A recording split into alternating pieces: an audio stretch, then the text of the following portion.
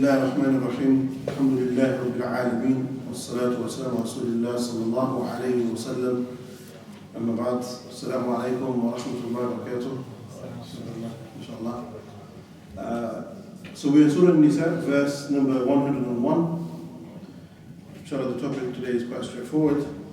Allah subhanahu wa ta'ala says in verse 101, إِذَا ضَرَبْتُمْ في الأرض فليس عليكم جناح أن تقصروا من الصلاة إن خفتم أن يفتنكم الذين كفروا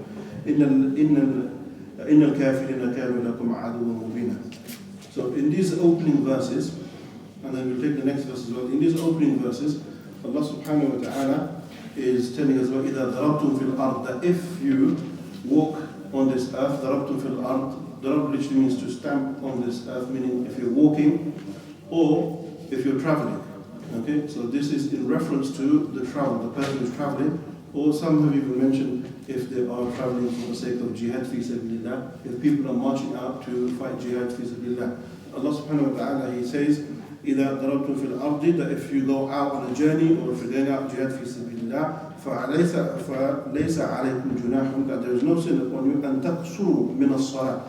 تَقْصُرُوا mean naqs, coming from to reduce your prayers. So when we say تقصر من الصلاة, القصر في الصلاة, it is talking about either the adad, the amount of rak'at, or the sifa, or the how you pray. And in this case, what we're referring to is the reducing of the prayers. So we know when it comes to reducing of prayers, if you're traveling, you can reduce a 4 rak'at prayer to how long? 2. And asr 4 rak'at into 2. And 101 Surah Nis'a. And if you were doing, for example, Magrib, how much you will reduce this one to? Yeah, you don't reduce it exactly. And the Isha, 4 to 2. So this is what is meant by taqsir. So you can shorten your prayer. This is called, in the Sharia, we call this a rukhsa. Okay, in Islam you have something, so you can note this down. You have the ahkam, the rules of Allah, they break down into two. There is a azima and there is a rukhsa. The azima is what's considered to be the default hukum.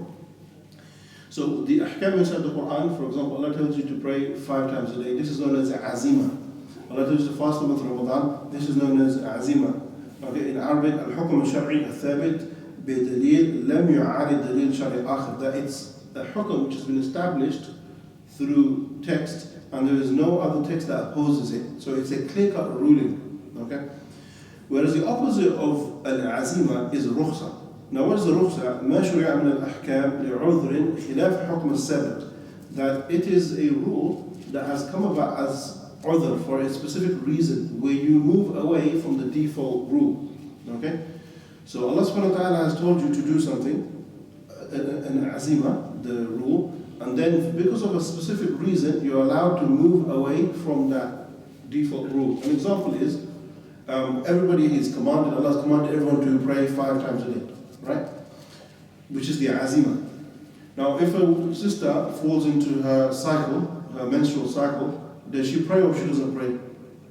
She doesn't pray. So this is a rukhsa that she has been, Allah has given her a tafseer gift that because of your condition, you don't have to pray. Likewise, we're talking about the shortening of the prayer. Okay, so normally we pray full prayers. But if you're traveling or if you're in jihad, which we'll come to in a minute, then you can do what to your prayer? You can shorten it. But can you shorten it just like that? No, you can't. So this is the thing. So you have azima, the default setting, and then you have rukhsa, which is the tasheel, which is like an exception to the normal case. Yeah. The azima also can be broken down into 3 types. There is rukhsa wajiba, where you have to take the exceptional case. There is a rukhsa manduba, where you should take the rukhsa, the easy way out. And there is a rukhsa mubaha, where it's 50-50. It's up to you if you want to take it, or it's up to you if you don't want to take it. Let me give you an example of each one so you understand what I'm saying. The rukhsa al-wajiba, the rukhsa that you have to take, that you have to take is what? Let's say you're about to die. There's no food around you, there's nothing around you, okay, and it's a matter of life and death. Okay? In this case, is it obligatory upon us to save our life, or is it an option to save our life? It's obligatory to save our life, okay? And let's say that the only thing in front of us is maita. There's a dead chicken in front of us, which is normally, is that allowed or not allowed to eat? It's not allowed. But in this case, because the circumstances are different, it's life and death situation, can you eat that maita? Yes, you can. Yeah? This is rukhsa. That Allah has made an exceptional rule in certain circumstances. So if the situation is there, then you're allowed to take the rukhsa. But let's say if there is no life and death situation, you are standing on the road, on one side you have McDonald's, on the other side you have halal chicken shop, which one you have to go to? Can you say I can take rukhsa and go to McDonald's? No, you can't, because the circumstances are not there. But this one, this first time I said is rukhsa al-wajibat, you have to save your life. This is, many people don't understand, that in this case you have to eat that dead chicken. Because if you don't, you're going to die. And your life is more important than you eating maita. So in this case, this is called rukhsa al-wajiba. The second level down, rukhsa al-manduba, a rukhsa that you should take, is the example of the, according to some, that of the salah. So when you're traveling, you have a choice of either praying the full, let's say for example, dhuhr prayer, you have the choice of either praying 4 rak'ah or praying 2. What should you do? 2. Yeah, you should pray 2, but you don't have to, but you should pray 2. This is known as rukhsa manduba. Okay, this is what you should do because Allah has made deen easy for us and He likes it when we take the easy option as long as it's justified. So here you can do that. Rukhsa al-mubaha, an example of rukhsa al-mubaha, let's take the example of somebody who is in a difficult situation and he's forced to say words of kufr. Okay, he's in a difficult situation, he's going to be harmed if he doesn't. So, somebody, for example, tells him, insult Allah. Okay, if you insult him, we'll let you go. So, you might have seen videos on social media in certain countries like in Burma or in India, okay, certain places where they say, look, praise our Lord, say something about Ram and we'll let you go. Yeah, if you don't, we're going to harm you. In this case, what should you do? It's up to him. Yeah, it's up to him. But if he says, for example, he just lies, not from his heart, he just lies to say that, no, I don't believe in Allah, just to get out of the situation, mubah, it's allowed for him to do that. Okay, you can take that rukhsa, as long as he doesn't mean it. Yeah, as long as it's not in the heart, it's just on the tongue. So these are known as rukhas. And in this particular ayat, Allah first is addressing us with the rukhsa of shortening your prayers. Also Allah says, أن تقصروا من الصلاة إن خفتم أن يفتنكم الذين كفروا. So in this, Allah gives us one reason, and He says that the reason for you shortening your prayers, in khiftum, that you are afraid, and yaftinakum alladhina kafaru, that those who disbelieve, they're gonna yaftinakum. What does that mean? That they are going to cause you fitna. Yeah, they're going to cause you harm. So this is one of the reasons in why you can shorten your prayers. So the issue of traveling and also the issue of fear. Good. Yeah, also fear. Who can tell me a name of a prayer? It's obvious now, but a name of a prayer that is prayed in this circumstance. Yeah, Salat al-Khawf. Yeah, Salat al-Khawf. And we're going to talk about that as well. There is a special prayer called Salat al-Khawf that if you're in a position of fear, and this is usually in Jihad. Yeah, so if you're in a position where you're in Jihad, your enemies are in front of you, you're standing behind, but the prayer time comes in. Can you just forget the prayer? No, subhanAllah. And we'll come to that anyway, but subhanAllah, it's so important that even in a situation like that, you're still not allowed to miss the prayer. And not just the fact that you're not allowed to miss the prayer, but the Prophet ﷺ spoke explicitly that you still have to pray in jama'ah. Even in the prayer time where you're in the battle, the enemy is in front of you, and you can see it's time to pray, you still have to pray in jama'ah. You can't pray by yourself. So if that's the situation of prayer, salat al-jama'ah in war, what about normal times? The importance of trying to pray in the masjid or trying to pray in jama'ah. Very important. We'll come to that in due course. And then Allah says, إِنَّ الْكَافِرِينَ كَانَ لَكُمْ عَدُوًّا مُبِينًا. Verily those who are at war with you, they are open enemies to you.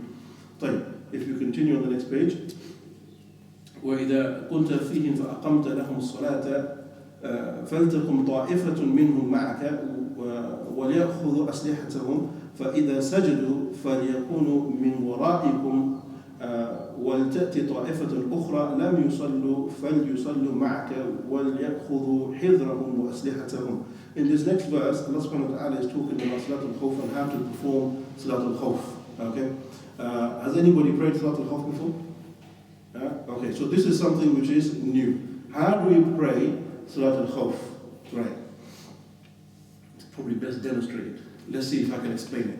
So Salat al-Khawf, the Prophet ﷺ, he told us that in the time of war, you have to create two saf. So you have an imam and you have two lines. Okay? And the enemy, if the enemy is in front of you, you make two lines. The imam will say Allahu Akbar and everybody says Allahu Akbar. So the two saf, they say Allahu Akbar at the same time. The imam will read, whether it's Jahran or Sirran, Dhuhr or Asr or Maghrib, whatever it is, he will read, and he reads the first rak'ah. And when he goes into ruku', the first line goes into ruku'. Okay? When he goes into sujood, the first line also goes into sujood. While the first line is moving, the second line is still inside the salah. But what's the second line doing? Like Allah subhanahu wa ta'ala, He said, وَمِنْ وَرَائِكُمْ وَتَأْتِ طَائِفَةٌ أُخْرَى, that there is another group, وَيُصَلُّونَ فَلْيُصَلُّوا مَعَكَ, they pray with you. وَيَأْخُذُوا حِذْرَهُمْ وَأَسْلِحَتَهُم, the second row behind you, they يَأْخُذُوا حِذْرَهُم, which means they are watching around, they're taking guard. So they're still in salah, but they're watching around, and Allah also says, وَأَسْلِحَتَهُم, that even though they're in the salah, they're still carrying their what? What's asliha? They're still carrying the weapons. You know, subhanAllah. There's another very beautiful lesson that, you know, we have the concept of tawakkul, having the reliance on Allah subhanahu wa ta'ala. Yeah? Some people say, fair in salah, that's the ultimate tawakkul, what more do you need? But Allah says, even in the salah, take your worldly means. Don't just give up and say this is tawakkul. If something happens, it's qadr Allah. No, everything is qadr Allah. But even in the battle, while you're in salat al-khawf, Allah says, take your weapons while you're praying. So you're inside the salah. So then what you do, the imam, he goes down into sujood. When he goes into sujood, the line behind him goes into sujood as well. Yeah? They make the sujood, then the imam, he comes up from the sujood. When he comes up from the sujood, the first line also comes up. When the line comes up, the line behind, they come forward. And the line in front goes back. Yeah, so the lines change, they go back. Now the line that's behind stands guard, but it's still inside salah. And the line in front, now they follow with the imam. Yeah, now the line in front, they follow with the imam and they follow Allahu Akbar, Sami Allahu liman hamida, Rabbana wa lakal hamd. They go down. Now when they go down this time, the imam is going to remain in his position of taslim.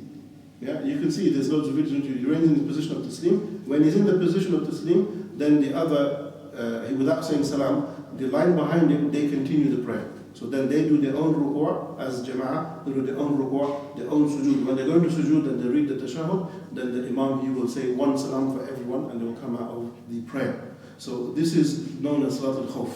Yeah? Just two. Yeah, so the salat al-khawf is, unless it's Maghrib, other than that it's 2 rak'ah. So this is what Allah subhanahu wa ta'ala is referring to in these ayat, yeah? That you are two groups, when kuntum فَأَقَمْتُمْ لَهُمُ الصَّلَاةِ فَلْتَكُمْ طَائِفَةٌ مِّنْهُمْ مَعَكَ وَلْيَأْخُذُوا أَسْلِحَتَهُم. So you have two groups, طَائِفَتَانِ, one standing behind and one standing in front. Okay, so this is known as Salat al-Khawf. And subhanAllah, so many beautiful lessons from here, but because of time, we take the main points. Number one, the importance of Salat al-Jama'ah. That even in the battlefield, you're not allowed to give up the Salat al-Jama'ah. Number two, the issue of tawakkul, that we have trust in Allah. But Allah is telling us, even when you have trust in Allah, still take all the worldly means. Because there could be an opportunity where you don't have that and you could get attacked. So each of the row, they only do one ruku and sujood and two sujood. Each of the row. They do one with the imam and they do one with the row. Ah, okay.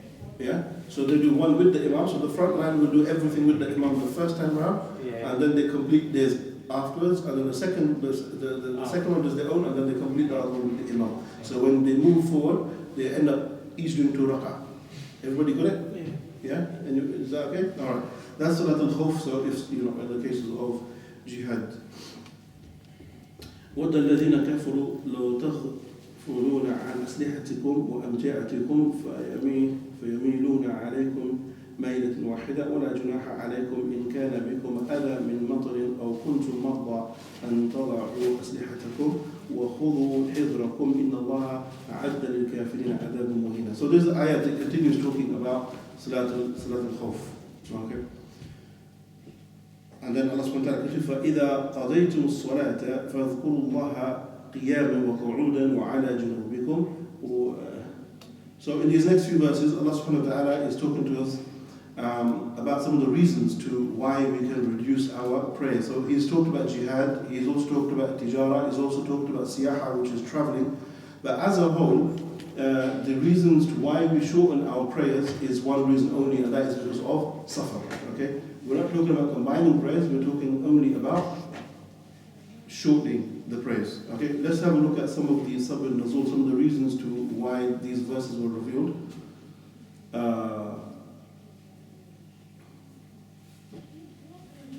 So, Ruya and Imam Ahmed narrates, he says, Kunna ma'a Rasulillah. So, Ayyash was with the Prophet ﷺ, فَإِسْتَقْبَلْنَا الْمُشْرِقِينَ, and we met the mushrikeen, عَلَيْهِمْ Khalid bin Walid. And Khalid bin Walid at this time, he wasn't a Muslim yet, he was amongst the enemies. وَهُمْ بَيْنَنا وَبَيْنَ الْقِبْلَةِ. So they were in front of us. And so we needed to pray, but the enemy was in front of us. So what do we do? فَصَلَّى بِنَا رَسُولُ اللَّهِ صَلَّى اللَّهُ عَلَيْهِ وَسَلَّمَ. So the Prophet ﷺ, he prayed with them the dhuhr, the normal prayer. At this time, Salat al-Khawf hadn't come down. He prayed the prayer dhuhr. فَقَالُوا لَقَدْ كَانُوا عَلَى حَالٍ لَوْ أَصَّبْنَا غَرَّةً ثُمَّ قَالُوا يَأْتِي عَلَيْهِمُ الْأَنْصُرَ. So the enemies, Khalid bin Walid, he saw them pray dhuhr. And he said to them, they made them say that this is a good time to attack them because they're all praying dhuhr. Khalid bin Walid, he said, yeah, they're going to do another prayer. They will have another prayer, and we'll catch them in the upcoming prayer to Salat al-Asr.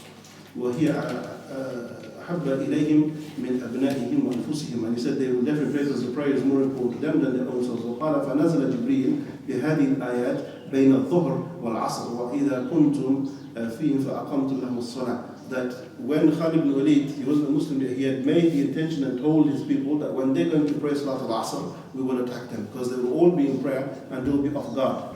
But prior to the coming of Salat al-Asr, between Dhuhr and the Asr, Jibreel he came to the Prophet ﷺ and he taught him the ayat of Salat al-Khawf, how to pray the Salat al-Khawf. Okay, so this is one of the reasons to the revelation. Okay, good.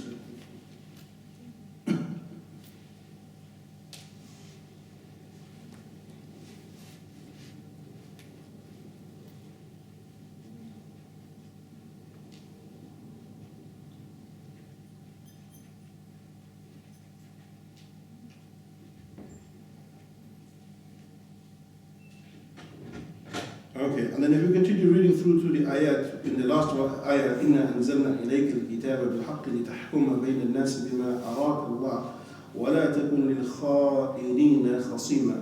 This next few ayat is referring to a story where Allah subhanahu wa ta'ala,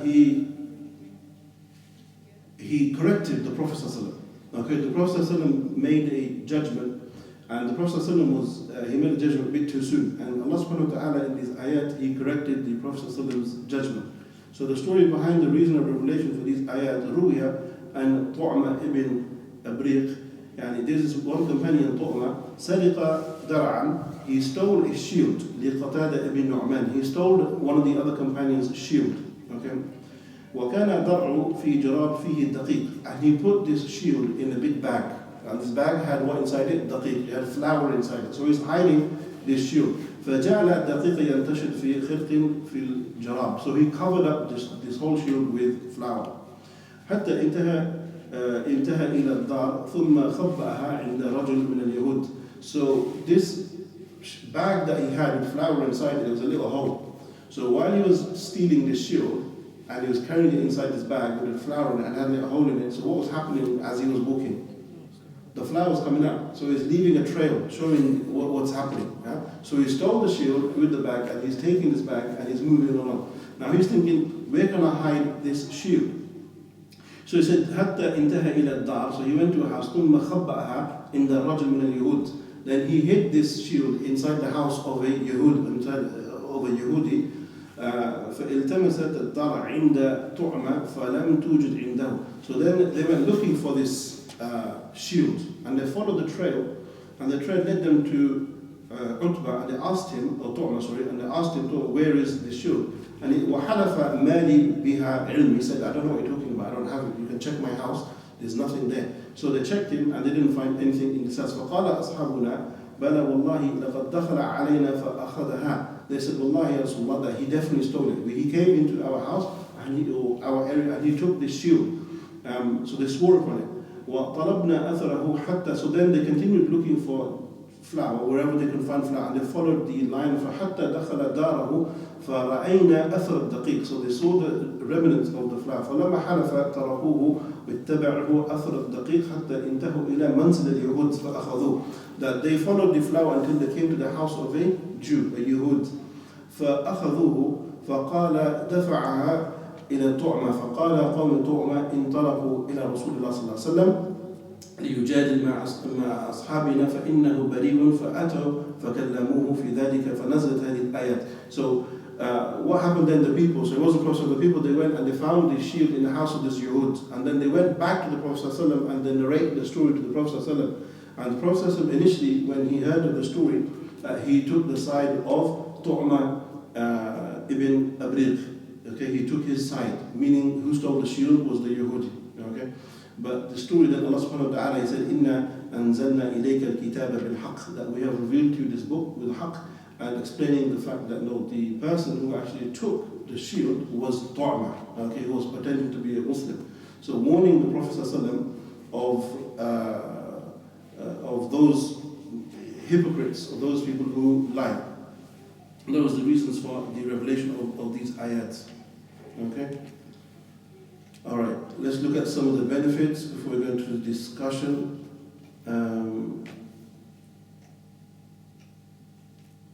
Okay, so in this ayah, in khiftum an yaftinakum alladhina kafaru. So in this opening ayah where we talked about the reducing of the salah from 4 rak'ah to 2 rak'ah, Allah made mention in khiftum an yaftinakum alladhina kafaru. That Allah made mention of one of the reasons to why you can shorten your salah while you're out is because of khawf, because of fear. But is that the only reason? So if you're traveling, does your travel have to be based around khawf? So if you're traveling, let's say you're going to Birmingham, Manchester, and you want to shorten your prayers, can you only shorten it if you're afraid of something? But Allah here, He made mention in khiftum. So how do we understand that? Because in this ayah, Allah made you can shorten your prayers if you are afraid. But when we're traveling, are we always afraid? No, we're not. Okay? No, we're not. So the reason here is the fact that this was, in this ayah, the issue of khawf came down just as an example of one of the reasons why you possibly can shorten your prayers. The Prophet ﷺ said, صَدَقَةٌ تَصَدَّقَ اللَّهُ بِهَا عَلَيْكُمْ فَاقْبَلُوا صَدَقَتَهُ. That it was originally, it was because of khawf, but after that, any journey, because Prophet ﷺ traveled after that many times, and he wasn't afraid, and he shortened his prayers. So basically the ruling changed from khawf to any travel. And then he was asked afterwards, and he said, this is sadaqah, tasaddaq Allah biha, that Allah subhanahu wa ta'ala has left it like this, so it's easy for you. Okay? So this is one of the benefits. Okay. Another very beautiful story connected to these ayat. Let's read the story. روي أن النبي صلى الله عليه وسلم غزا محاربا مع أصحابه. The Prophet was one in a battlefield. فنزلوا واديا, and they came across a valley, so they took a rest there. ولا يرون من العدو أحدا, and they didn't see any of the enemies there in this valley, so they decided to take a rest. فوضع الناس أسلحتهم وخرج رسول الله صلى الله عليه وسلم لحاجة لهم. They put all the weapons down, and the Prophet went by himself. The haja, okay, the haja means he went to go to the toilet. So he went to do so. He went by himself. فلما قطع طرف الوادي بصر به. So when the Prophet crossed the valley and he was by himself, he came across there was somebody there by the name of Ghawrath ibn Harith. فإن حضر من الجبل ومعه سيف. And this enemy, he had a sword with him. فلم يشعر به رسول الله صلى الله عليه وسلم إلا وهو قائم على رأسه يقول قتلني الله إن لم أقتلك وقد سد سيفه من غمده فقال يا محمد من يعصمك مني الآن. So when the Prophet ﷺ was resting, this man, he pulled out his sword and he jumped on top of the Prophet ﷺ. And he took out his sword and he put the sword to the Prophet ﷺ, and this was his opportunity. And the man then made a promise and said, قَتَلَنِي Allah, Allah kill me, إِن لَمْ أَقْتُلَكَ, if I don't kill you now. And he said, وَقَدْ سَلَّ سَيْفَهُ, and he waved his sword out of his whatever you call that. فَقَالَ يَا Muhammad, he said, Muhammad, مَنْ يَعْصِمُكَ مِنِّي الْآنِ. He said, who's going to save you now? So imagine the Prophet is on the bottom, this man is on the top, and he has the sword, and all he has to do is just strike, and that will be the end of the Prophet. And he said to him, who's going to save you now? فقال الرسول صلى الله عليه وسلم, the Prophet responded and he said, فأقوى بالسيف الرسول صلى الله عليه وسلم فليضربه. So the Prophet responded, he said, Allah will save me. Even in this situation, Allah will save me. فأقوى بالسيف على رسول الله صلى الله عليه وسلم ليضربه فزلقت رجله وسقط على الأرض. So as he took his sword, the Prophet said, Allah will save me. As he tried to strike with his sword like that, his foot slipped. Okay, as his foot slipped, he fell. And when he fell, he ended up on the bottom. The Prophet stood, and what did he do? He took hold of the sword.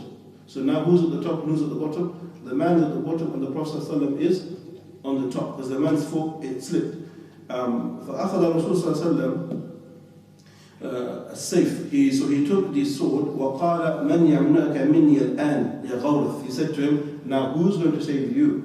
So when the Prophet was at the bottom and he said, who's going to save you? What did he respond?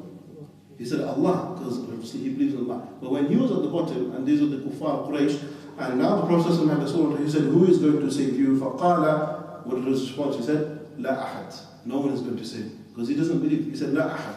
So then he said, كن خير آخذ فعفى عنه الرسول صلى الله عليه وسلم فرجع إلى قومه فقص عليهم قصته فآمن بعد قومه ودخلوا في الإسلام. That then he said that the Prophet ﷺ, when the man said La Ahad, the Prophet ﷺ forgave him. He took the sword off, he stood off him, and he pardoned him. فَرَجَعَ إِلَىٰ قَوْمِهِ, and he said that this man, he returned back to his people and narrated the story. And many people, after hearing that, they also embraced Islam like this man did, and دَخَلُوا فِي الإسلام, and they entered into Islam. So this is another beautiful story behind these ayats. Okay.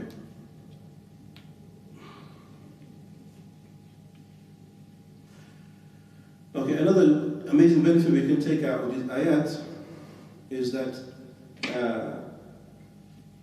Allah subhanahu wa ta'ala in this ayah, He gave a very firm warning, tahdeedan shadīdan, He gave a very firm warning. وَذَلِكَ لِأَنَّ النَّبِيَّ, because the Prophet ﷺ, when he inclined towards this man, Tu'ma, that he was innocent, but he was the one who committed the crime, كَانَ فِي عِلْمِ اللَّهِ أَنَّ Tu'ma, Allah subhanahu wa ta'ala knew that Tu'ma was the one who committed the crime.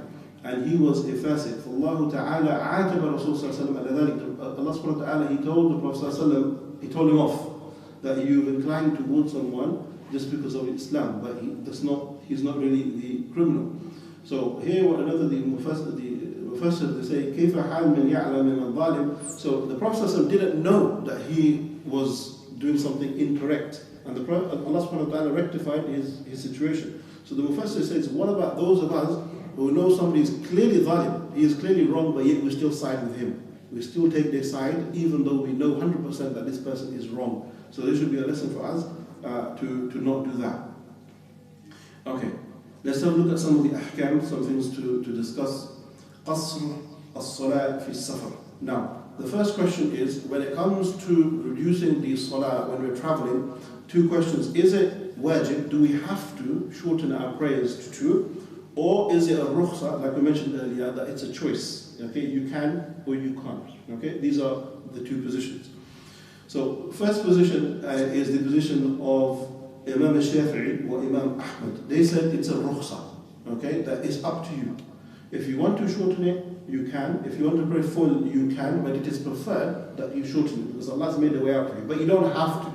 Okay, this was the opinion of Imam Shafi'i and the opinion of Imam Ahmad. Whereas on the other side, we have Imam Abu Hanifa. And Imam Abu Hanifa, he said it's wajib. You have to shorten 4 to 2. You don't have a choice. Okay, you have to shorten the 4 to the 2. Okay. Let's just look at some of the proofs. The proofs of Shafi'i and Ahmad who said it's a choice. They said in the ayah, فَلَيْسَ عَلَيْكُمْ جُنَاحٌ أَن تَقْصُرُوا مِنَ الصَّلَاةِ. Allah says that there is no sin upon you if you shorten your prayer. They said if you look at this ayah, Allah didn't command you to shorten the prayer. Allah said there's no sin upon you if you shorten your prayer, which means that is it a must or is it a choice? It's a choice. So it said the ayah is clear that it's a choice. It's not something which is mandatory. Also, Imam Shafi'i and Ahmad also have something, riwayah and Aisha. She said when the Prophet اعتمرت مع رسول صلى الله عليه وسلم عائشة من المدينة إلى مكة, they made umrah together. فلما قدمت مكة قالت يا رسول الله قصرت وأتممت وصمت. So the Prophet said, I shorten my prayer sometimes and I pray my prayer full sometimes. I fast sometimes, and I open my fast sometimes. So showing that you don't have to. Okay, showing that you don't have to. The dalil of the Ahnaf, they said that if you look in the life of the Prophet ﷺ, in the Nabi ﷺ, iltazama al-qasr fi asfarihi kulli, that if you look at every single time that he traveled, he always prayed 2, he didn't pray 4.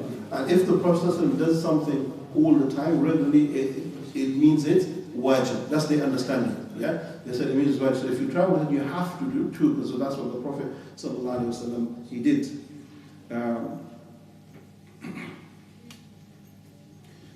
Okay.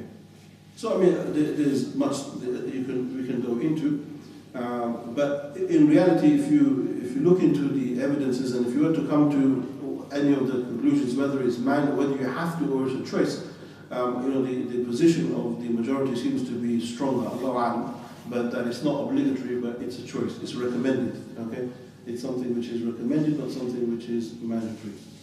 Okay. Can we next mention the requirement that you can pray shorten the prayer, as well as say, for example, you went to the Masjid while you're traveling, so you know, following the Imam, so you're praying for. So while you're alone or while you're traveling, you don't have it there, so you're shorten, like you shorten. Yeah, so that's a good question. So what the Prophet is asking, that if you're a traveler and you're going to pray 2, but while you're traveling you came across a masjid, and in the masjid obviously they're going to be praying 4. So what do you do in this case? In this case, you follow the Prophet ﷺ, where he said that once you go behind an imam, you have to follow the imam in everything. Okay, you can't, unless the imam is making a real blatant mistake, then you don't need to follow him. But other than that, you follow the imam. So if you're traveling and you're going to a masjid and they're praying 4, you have to pray 4. Okay, you can't pray 2 and say salam and walk off. No, you have to pray the full 4. Okay, but if you're by yourself, then you just pray 2. I've seen some people praying behind the Imam, doing 2 rakah, and they said they are allowed. But they've never. I've seen a lot of people doing that. The Imam is praying 4, they pray 2, and then they do salam before the Imam. So I'm wondering where they get this dalil from. So there is no dalil. I mean, I can't say there's no, because I'm not going to say I've read every single evidence on the subject, but from what I have read, there's no evidence to show that you can leave off the Imam. Because the Prophet said, Salatul Imam Salatul, that his prayer is your prayer. Okay, so we'll come to that in a moment. If he's, for example, if he's reading Surah Al-Fatiha, according to some madhahib, if the Imam is reading Quran, do you have to read Quran as well, or do you just listen? In some madhahib they read it loud, and some they read in their heart. Okay, but in most cases you're listening, or even when he reads a surah after Al-Fatiha, like the Imam, he read surah, were you all reading that surah? No, you were just listening. Why? Because the Prophet said, Qira'atul Imam, the Imam's prayer is your prayer.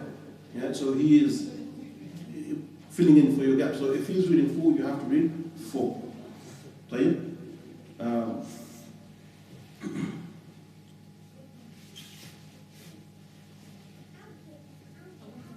Okay, so to conclude that matter, Allahu Alam, so if you're Hanafi, then you will be reading 4, you'll be reading 2, okay, you must be reading 2 if you're traveling. Allahu Alam, in my humble opinion, I think that the issue, the majority of this case have strong evidence that it's not obligatory, it's recommended, that you should read 2, but if you want to read 4, Allahu Alam, you can do that as well.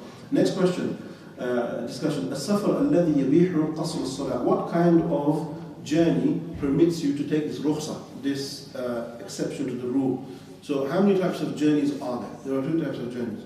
There is a journey which is done for the sake of Allah, like you're doing something, you're going to Umrah, for Hajj, you're going to do something good, you're going to give sadaqah, you're going to do something for the sake of Allah subhanahu wa ta'ala. So it's a good journey.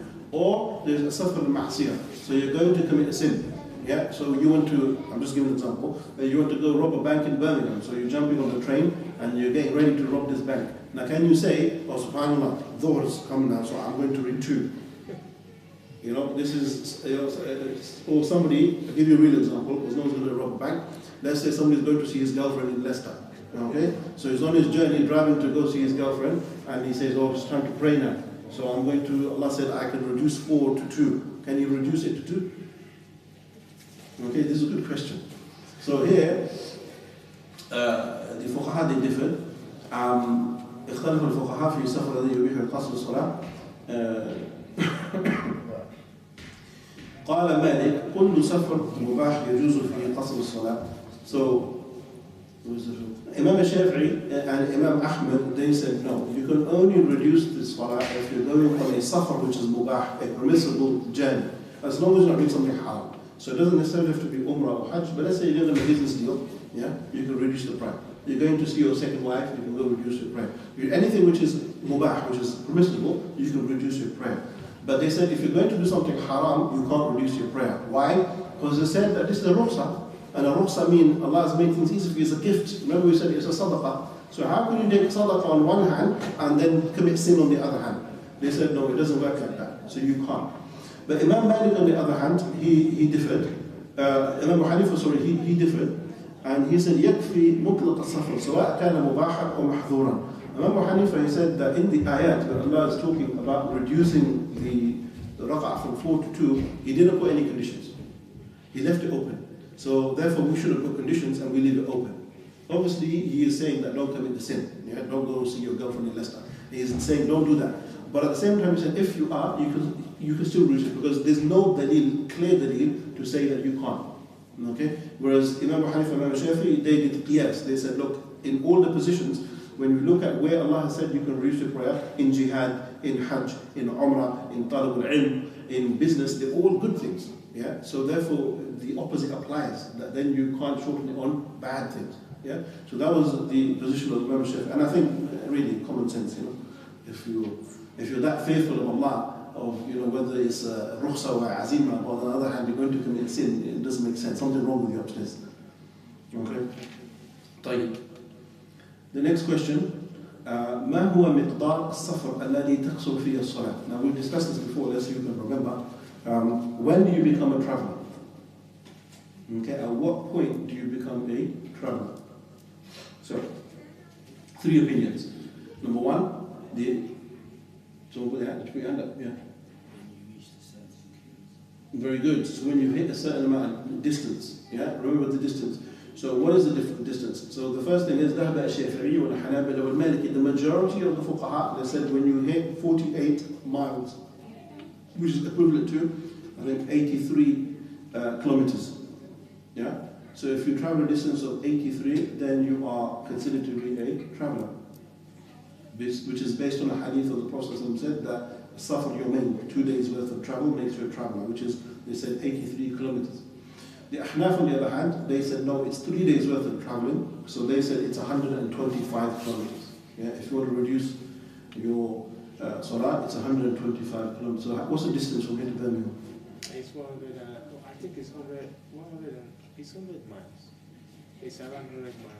100, 120, right? Yeah, maybe 100. Okay, so if you're from the majority, but you say kilometers. Kilometers, sorry. Yeah. So if you're it's going to be far more than more than, yeah. So you see, this your distance will affect. And the third, so we talked about the position of the majority. They said it's 83 kilometers. Imam Hanifa said it's 125 kilometers. Shaykh Islam Ibn Taymiyyah and Ibn Hazm and a few others, they said that it's not confined by a number.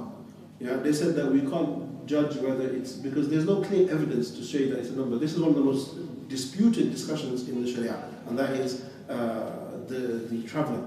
So what they said is it's a feeling that if you've left your town, irrespective of the distance, you're a traveler. Like if you've got a backpack and you know that you're outside of your comfort zone, you're a traveler. Okay, so for example, if you've left London and now, for example, you left M25 and you're heading towards wherever you're going, but you don't feel like you're a resident in this area, you're a traveler. Okay, so this was the third position. Yeah? Those are the 3 positions. Allah Alam, I mean, there's a lot of discussion on these 3. The safest of those is the Jumhur, who said it's 83 kilometers. But my only contention is that I'm not, me personally, I don't feel very comfortable when we have numbers because it's very pedantic. So what if somebody did 82? He should go for extra circle around the roundabout just so he can do it. So, or somebody did 184.5. It just, and some people, because they have waswasa, okay, they need numbers. Yeah, they need to be told that this is the cutoff point. They need to live their life like that. It has to be very accurate. But I don't feel too content with that. I feel, me personally, with the position of Shaykh al-Islam Ibn Taymiyyah, that you feel, you're a musafir, this feels okay. Like I feel content with that, because sometimes you're on a long journey and you don't feel like Musafir, you feel okay, like you're going from here to the other side of London, it's a long distance, like 2 hours, you're driving in traffic, but I'm not Musafir, so I'm okay. Or sometimes you might be going to Southampton or Portsmouth, which is not that far on the motorway, like you can get there quickly, 1 hour and a half, but you've covered the distance. So I feel more inclined towards the opinion of Shaykh al-Islam Ibn Taymiyyah, but Allah Alam, if you're Hanafi, then you go with 125, and if you're from following the other madhahib, then you go with 83 kilometers to be on the safe side. Any questions on that? No? Okay, good. What was the next thing? So we talked also about Salat al-Khawf. Okay, now what about the time? The next thing is the time. So let's say now you're on a journey, and if you're following the Jumhur, you've done 83 kilometers, or if you're following the Ahnaf, you've done 125 kilometers. How long now do you remain a traveler? 1 day, 2 days, 3 days? How long can you shorten your prayers? 3 days. Till you go back to your... It depends. Let's say if you're staying there for a month, I think some of the scholars say 15, some of them say 21 days. So the majority, so Imam Malik, Imam Shafi'i, Imam Ahmed, they say it's the majority have come to say 4 days. Okay, 4 days. Imam Hanifa says 15 days. Okay, so 15 days. Whereas the others, once again, like Shaykh Islam Ibn Taymiyyah and others, they say there's no number. Okay, we can't put a number on it. So you know whether you are a traveler or not. Okay, so if your journey takes, let's say, a week, but you know you're in a place which is far away and you're not comfortable, let's say, for example, you're working and you've gone on a work trip for 7 days. So if you follow the position of the majority, it's going to be 4 days, you can shorten your prayers, then the other 3 days you have to pray full prayers. That's the safest option. But Shaykh al-Islam Ibn Taymiyyah and others, they said that we can't confine it with numbers. If you're a Musafir... Yeah, the 3 days, where did they get that from? The 4 days? Yeah. Because people back there, they used to travel, let's say, a month from there to Syria. So for 3 days, would they pray 2 rakats? After that, they're going to pray 4. If that's the case, then that's the majority. This is why, depending on where you're going. So the majority, they've come to the agreement that the traveler is 3 days, 4 days, sorry. Yeah, so 4 days they reduce the prayers, and after the 4th they have to pray full. Imam Hanifa said 15, and others they said no, it's you feeling how you feel that you're a traveler. Ibn Taymiyyah, he said it's on that feeling when you feel that you're not a traveler. Okay. Yeah. Is it 4 days after you've reached your destination, or 4 days from the time you leave? Oh, because that's another question. So when does it start? Okay, so first, have you got that clear? Yeah. So the first thing is the majority said 4 days. And then after the 4th day, you have to pray full. Abu Hanifa said 15 days. Then after the 15th day, you have to pray full. Ibn Taymiyyah and others, they said there is no time constraint.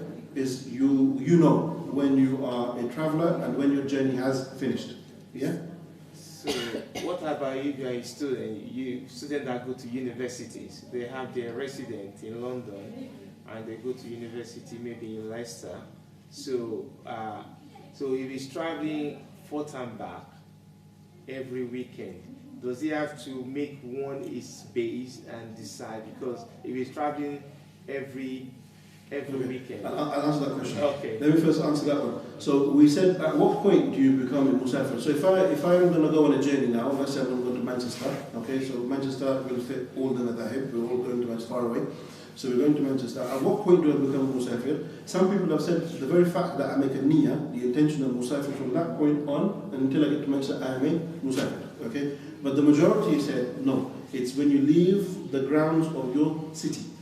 So for example, if I'm in London and I went to Manchester, as soon as I leave London, the hudud of London, the boundary of London, khalas, that's where my safar begins.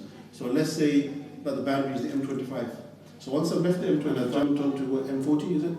And I jump onto the M40, M1? Sorry, it's Manchester. Yeah. I think M60 or something. M1. Okay, let's just say it doesn't matter. So let's say we're jumping onto the M1 and I stop off at the first service station at the M1 and I pray my prayers shortened.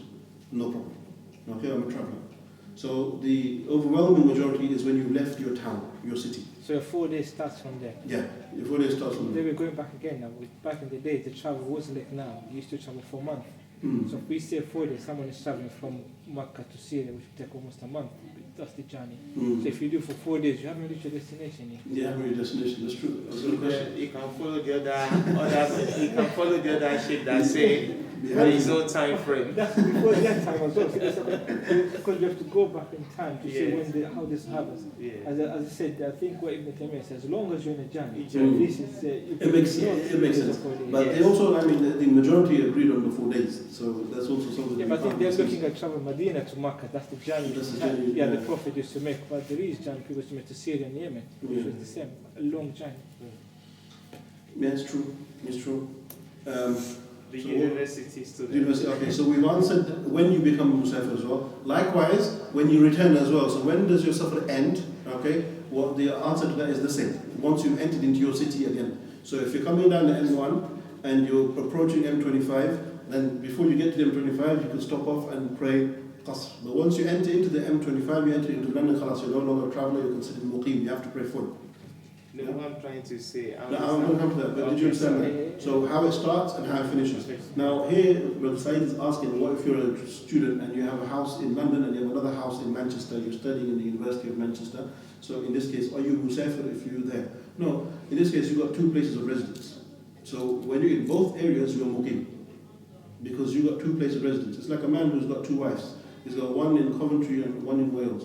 Doesn't mean when he goes to see the one in Wales is Musafir, and there's no, he's got 2 residents. So the area where he is, he's muqim there. And the other area he's in is muqim there, that's his house. Okay? But in between, in between, yeah, when he's in between traveling back and forth. So if he stops off on the motorway somewhere, if it's more than 83 or then he can stop off and do the qasr. Yes? So if you have like for work purposes, like you're traveling, like say every day, it's 50 miles. How does it work? Do you need to shorten the prayer? Do you need to pray for say Monday to Friday? Yeah. So if you're doing 50 miles, the first question you need to ask is what madhab do you follow? Okay. So if you're Hanafi, which I think you're from you're fully Shafi'i, even then it's still 83 kilometers. Yeah, but it's a 50 miles. Oh, 50 miles. Yeah. See, this is the tough one. It works out to 48 miles. So so you can shorten it. If you go with the mileage, you can shorten it because according to Imam Shafi'i, it works out to 48 miles. So if you're doing 50, then you're Musafir. What do you mean? That is your... They say you do that every day. Every day. But you're not muqim in that area. Yeah, it's true, you're not muqim. Yeah, you're not muqim in that area. So here you have the choice. But I would say that if you're comfortable and you feel a little bit in doubt, just pray for them. You know, it's not going to. I do have a friend of mine that does, and he travels and he travels every day. And yeah, he does, he shortens his prayers. I disagree with him, but he does shorten his prayers. Because either you're Musafir or you're muqim, resident or traveler. Again, but then we come back, when you say Musafir is a person who he knows is the intention of traveling. But their intention is just going to work and coming back, it's like a routine. Where does he stand in there? This is from I explained to him, but he's still sticking with the 48. Of course, the 48 can shorten it. I mean, he's allowed. Yeah, he's allowed. That's what I'm saying. I don't know what I'm saying.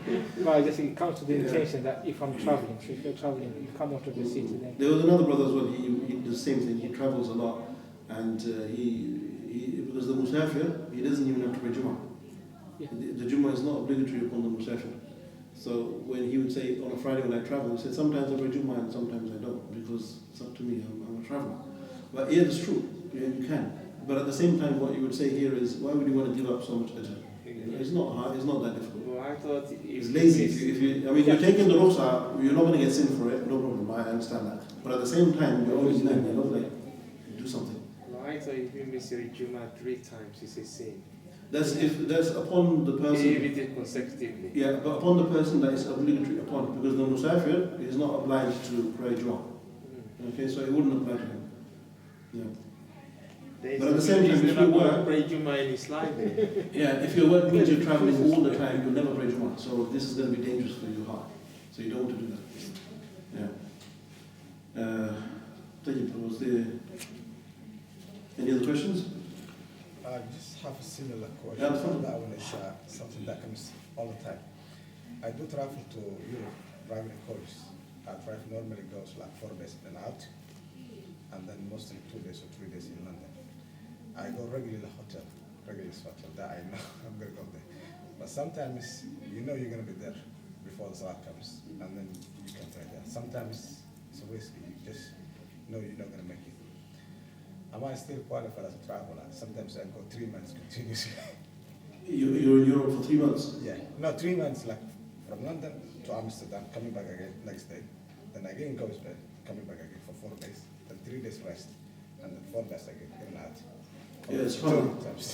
Yes, so in this case, I have to mention of something. So we talked about the qasr, reducing the 4 to 2. There's something else called jama, which is combining the prayers. Okay? The combining of the prayer, like praying dhuhr and asr together, or maghrib and isha together. The fajr you can't combine, it has to be prayed in the time of fajr. So those are the prayers. Now, the combining of the prayers, the reason behind combining the prayer is haja, a necessity. Okay? So, traveling is a necessity. So in traveling, you can shorten and combine. It's allowed. But you don't have to be a traveler to combine. You could be even in your own house. Yeah? If you have fear of whatever fear it is, you've got health problems, let's say you've got children, and you know, in the winter, dhuhr and asr is such a short time, and you've got stress, whatever, there's some serious problems that you combine the dhuhr and the asr. You're allowed to combine in terms of difficulty. Or, like I give the example, someone's got an exam. Yeah? And the exam is that it starts before dhuhr and finishes after dhuhr. So you're going to, the whole time of dhuhr, you're inside an exam. In this case, this is a genuine hajj. Okay, you can't just get up and start praying, you'll get kicked out of the exam. So in this case, you can combine your dhuhr with the asr. This is allowed if you have a hajj, if there is a need. So in your case, if you're traveling back and forth from Amsterdam to London, you both would apply. So while you're traveling, you're a musafir, and also the fact that you're on the road, so you're not going to be able to, I'm not sure if you can or you can't. If you can't, you can combine your dhuhr and asr and combine your maghrib and isha. That way you won't miss any prayers. Yeah, sometimes you can. Yeah. You have space that like the asr is okay. And sometimes some salat is okay, like isha. You can do it a little later. Yeah. But some like maghrib or subah. So maghrib, when you get to your destination, you'll be inside isha time. So when you get to your destination, you pray maghrib and then you make the niyyah for isha and you're okay. It's perfectly fine. Likewise with dhuhr and asr. So if you know, for example, you're going to start driving and you're going to miss asr, then you pray your dhuhr and asr together and just start driving. Or if you know you're going to, likewise, if you're in dhuhr time, for example, you're in asr time, you go to your destination late, you miss dhuhr, but you're in the asr time. No problem. Pray dhuhr and then pray asr. It's allowed. Right? 2 questions from that scenario, brother. Number one, some people are saying, if you're a traveler, they say that you must combine. That the sunnah is you have to combine, that you can't just do 2 and then do 2 later. That is what I want to see if there is evidence to that. The second one is, if you're a traveler, so you've gone to Birmingham, by the time you go there, it's Dhuhr time, so you combine your Dhuhr and Asr because you fear probably by the time you get to London, it's going to be, you won't be able to make Asr. But when you do combine, and by the time you are in London, that's when Asr time comes in. So what do? Do you pray your Asr again? Or do you just say, oh, I've combined? I've already prayed already, so. Okay, that's a good question. Okay, so firstly, with regards to the combining of the prayer, I had to also mention, if combining with the prayers, the jumhur, the majority, they said you can combine, no problem. Like you can pray asr and dhuhr and asr, maghrib and isha and isha and maghrib, that's no problem. The ahnaf, they don't have something called combining prayers. Okay, so the Hanafis, they don't combine any prayer. Okay, what they do is they will delay dhuhr right to the last minute and pray asr right at the beginning, and then they'll pray with the same wudu, both prayers. Likewise, they'll do the same with maghrib and isha, but they have no concept of combining prayers. So this is in the Hanafi madhab. But the majority, they have no problem combining prayers. Dhuhr, asr. Okay. Yeah, what I'm saying is some people are saying if you combine it, if you shorten your prayer, you have to combine. I say must for it to be. So there is no. No, there's no. So learn to differentiate 2 things. There's qasr and there is jama'. They're 2 separate things. Okay. Qasr is only allowed in what condition? Traveling. No other reason. Okay. Done. That's finished. The combining of the prayer is to do with haja. It's to do with need. That could be in traveling, that could be at home, that could be university, could be in the work. It could even be in the masjid. For example, if it's really bad weather and the people they can't come for the next salah, okay, it's really really bad. So we'll say, okay, khalas, we'll just combine. Or even some masajid in the summer, when the Isha, there's no real Isha prayer because we're in the northern hemisphere. So what they do is they'll pray Maghrib and then they'll wait and then they do a separate iqamah and they'll come up and they'll pray Isha. Okay, so the further north you go, so if you start going towards Sweden or Iceland and start going further, that's what they do because there's no Isha time. So they can combine. So that is due to Hajj. Yeah? What was the second part? The second one, so I've already combined my prayer in Birmingham, Okay. Surah and Asr. By the time I go to London, it's Asr time because I was fearing maybe so then by the time I come back, Okay, it so was Asr time. Do I have to pray Asr again? Or do I just say, well, I've already combined it when I was... That's a good question. If you prayed the prayer and the Asr prayer had started when you done it, okay, or it kicked in when you were traveling, then your prayer is sufficient. But if you prayed Dhuhr and Asr together in Dhuhr time, and then you arrived at your home and Asr hasn't started, and then Asr started, this one I need to check it, I need to look into it. I think if once you pray, that's it. Just an example, if people combine the prayer in the masjid because of rain, they fear that, let's say they come in Maghrib, they pray because of rain. And then the rain stopped before Isha. Doesn't mean they have to come and do it again. They've done the combination. So you've done. I'm sure of the fact that if the time is started while you're on the journey, then class your prayer is sufficient. But if you come and then the prayer starts, I will look into that, inshallah. Okay. The 4 days and 15 days, is that the journey time, or let's say you're going for a weekend or 2 days to a different city? Does that whole thing count as traveling, or just the time that you're actually traveling, like in the car or on the plane or whatever? No, the moment you've left your the city until you come back. Yeah. So work out from there 4 days. So 24 hours times by 4 from that moment onwards. Okay. Yeah. Anything else? طيب, inshallah. Jazakallah khair. So one other interesting thing is when you go home or when you get a chance on your phones, go into YouTube and type in Salat al-Khawf. Yeah? And you'll see some, I checked it 2 days ago. There's some really nice videos and you can see people actually doing the actual Salat al-Khawf. There's one in Malaysia or Indonesia where they took them to the mountains and with weapons and they actually did it properly. And it's amazing when you look at it. The wisdom behind it. طيب, بارك الله فيكم. سبحانك وبحمدك أشهد أن لا إله إلا أنت أستغفرك وأتوب إليك. اللهم صل على سيدنا محمد وعلى آل محمد كما صليت على إبراهيم وعلى آل إبراهيم إنك حميد مجيد. بارك الله فيكم. السلام عليكم ورحمة الله وبركاته.